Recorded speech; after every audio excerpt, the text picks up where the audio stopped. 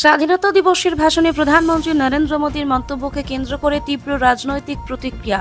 লালকেল্লা থেকে দেওয়া ভাষণে মোদী আরএসএস এর শতবর্ষ উদযাপন স্মরণ করে সংগঠনটিকে বিশ্বের বৃহত্তম এনজিও বলে অভিহিত করেন। প্রধানমন্ত্রীর এই মন্তব্যে কড়া জবাব দিলেন এআইএমআইএম প্রধান আসাদউদ্দিন ওয়াইসি। তিনি বলেন, আরএসএস কে মহিমা করা মানে স্বাধীনতা সংগ্রামের প্রতি অপমান। স্বাধীনতার লড়াইয়ে এই সংগঠনের কোনো অবদান নেই, বরং আরএসএস এবং তাদের মতাদর্শীরা ব্রিটিশদের পিঠে বসেছিল।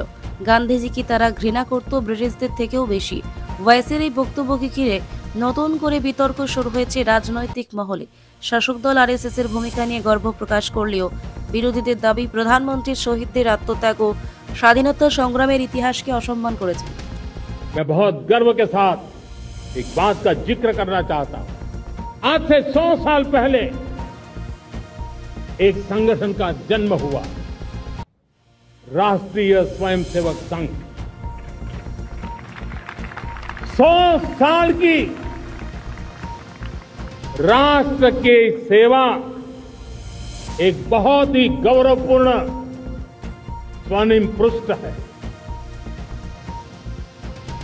व्यक्ति निर्माण से राष्ट्र निर्माण के संकल्प को लेकर के 100 साल तक मां भारती का कल्याण का लक्ष्य लेकर के लक्षावधि स्वयंसेवकों ने मातृभूमि के कल्याण के लिए अपना जीवन समर्पित किया। सेवा, समर्पण, संगठन और अप्रतिम अनुशासन जिसकी पहचान रही है, ऐसा राष्ट्रीय स्वयंसेवक संघ दुनिया का ये सबसे बड़ा एनजीओ है। एक प्रकार से 100 साल का उसका समर्पण का इतिहास है। आज लाल किले की प्राचीर से 100 साल की इस राष्ट्र सेवा की यात्रा में योगदान करने वाले सभी स्वयंसेवकों को आदरपूर्वक स्मरण करता हूं और देश गर्व करता है राष्ट्रीय स्वयंसेवक 2025 में खड़े होकर आरएसएस की तारीफ करना, उनके 100 साल के मुकम्मल होने पर उनके बारे में प्रधानमंत्री ने देश को बताया है।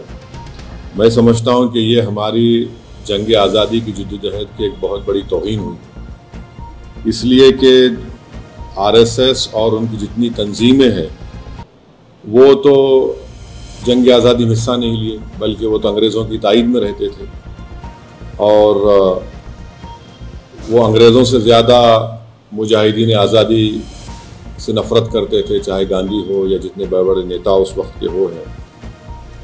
तो मेरा मानना यह है कि आरएसएस हमेशा से 1925 से लेकर अब तक और मुस्तक़बिल में भी वो इंक्लूसिव नेशनलिज्म की मुखालिफत करती रही। जो यही इंक्लूसिव नेशनलिज्म जो हमारे बुजुर्ग गुजरे हैं, जो हमारे मुजाहिदीन आज़ादी गुजरे हैं, उन्होंने इसी बुनियाद पर इस देश को आज़ाद करवाया अंग्रेज़ों की गुलामी से। और जो हिंदुत्व की आइडियोलॉजी है वो हमारे भारत के संविधान के बिल्कुल खिलाफ है, बिल्कुल खिलाफ है। तो प्रधानमंत्री अगर आरएसएस के दफ्तर पर गए तो मैं कुछ नहीं बोला, क्योंकि मैं जानता था वो तो स्वयंसेवक थे और हमेशा रहेंगे। मगर जब आप प्रधानमंत्री के तौर पर ये कह रहे हैं और इस तरह की बात कर रहे हैं, जो संघ परिवार इस मुल्क में हेटरेट को फैलाती है, डिवीजन होता है, तो ये तो प्रधानमंत्री उनकी तायीद कर रहे हैं। आप हम देख लीजिए कि नॉन कोऑपरेशन मूवमेंट है। सत्याग्रह जो होती थी 1920 में, 1920 और 40 में, रोलेट एक्ट के खिलाफ जो एजिटेशन होता था, सिविल डिसोबीडियंस या क्विट इंडिया मूवमेंट था, या नेवल म्यूटिनी इन मुंबई थी, इसमें क्या आरएसएस नजर आती है क्या आपको? फिर आप देख लीजिए, मैं ये क्यों कह रहा हूं, आरएसएस का जो प्रार्थना है, वो प्रार्थना में क्या लिखा गया है बताइए आप? क्या वो प्रार्थना इंक्लूसिव है?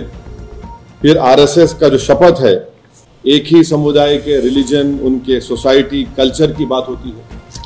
और फिर आप अगर हिस्ट्री में जाएंगे तो जब अंग्रेज़ों ने ये फैसला लिया कि कोई भी ऑर्गेनाइजेशन मिलिट्री ड्रिल यूनिफॉर्म पहन के नहीं करेगी, तो फौरन 29 अप्रैल 1943 को गोलमाल करने एक सर्कुलर लिख दिया कि हम अपने इनका जो यूनिफॉर्म निकाल रहे हैं, जबकि उस वक्त जो अंग्रेज बोलते थे उसके अपोजिट में देश करता था।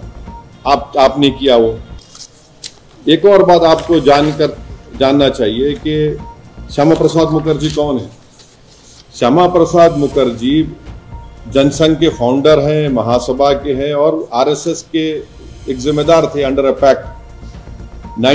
दिसंबर 1941 में श्यामा प्रसाद मुखर्जी बंगाल कैबिनेट में मंत्री बने। कौन उसको हेड कर रहा था? फजलुल हक। ये कौन था फजलुल हक? ये फजलुल हक वही आदमी था जो पाकिस्तान का रेजोल्यूशन मुस्लिम लीग के सेशन लाहौर में मार्च 1940 में मूव किया था। आप बताइए फिर आज प्रधानमंत्री इनका बात कर रहे हो। दूसरी आखिरी बात, ये जो प्रधानमंत्री कहते एनजीओ, आपको इनकी हिस्ट्री अगर मैं, क्योंकि वक्त नहीं है, मुख्तसर से अल्फाज में कह रहा हूं कि आरएसएस ने जो मिसलेनियस एप्लीकेशन नंबर 17 1978 में जो डिस्ट्रिक्ट जज नागपुर के सामने फाइल किया था, राजेंद्र सिंह ने फाइल किया था, जो बाद में बाला साहब दियोरस जो उस वक्त सरसंघचालक थे, उनके बाद वो सरसंघचालक बने। उन्होंने क्या लिखा पढ़ लीजिए आप। कॉन्सेप्ट ऑफ हिंदू नेशन के बारे में उन्होंने क्या कहा था। फिर उसके बाद आप पढ़ लीजिए जो एप्लीकेशन उन्होंने दिया था उसके पैराग्राफ नंबर 13 पे क्या लिखा हुआ है। फिर उन्होंने सरसंघचालक के बारे में क्या कहा था। ये तमाम चीजें सामने हैं। उनका पार्टी का जो आर्टिकल 14 है, कल्चरल ऑर्गेनाइजेशन बोलते हैं, मगर हर काम आप पॉलिटिक्स में हिस्सा लेते हैं। तो ये हमको अफसोसनाक दिखा कि प्रधानमंत्री इस तरह की बात किए बहैसियत प्रधानमंत्री के, वजीर आजम के। आप देश के बारे में बोल रहा था। आपने कल अपने भाषण में कहा कि दूसरी बातें कही। ठीक है, हम आइडियोलॉजिकली बीजेपी के खिलाफ थे, रहेंगे। प्रधानमंत्री बीजेपी से आते हैं, मगर एक वजीर आजम तो है। मगर इस तरह उन्होंने आरएसएस की उनको सराहा, उनकी तारीफ की, ये सरासर गलत है और ये हमारे देश के लिए ठीक नहीं है। हमारे को खतरा चीन से है। পিস নিউজ বাংলা, সত্যের পক্ষে, শান্তির পথে।